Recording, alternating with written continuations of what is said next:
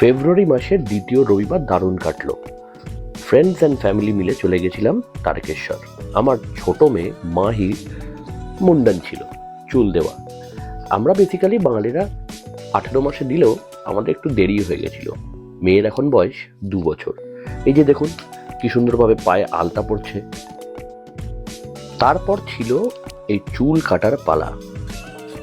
চুপ করে লক্ষ্মী সোনার মতো বসে থেকে চুল কাটলো মাহি। তারপর আমরা সোজা সবাই মিলে চলে গেলাম দুধ পুকুরে স্নান করতে। আমার বন্ধুটা যদিও একটু ভীতু, কিন্তু মজা ভালোই হয়েছিল।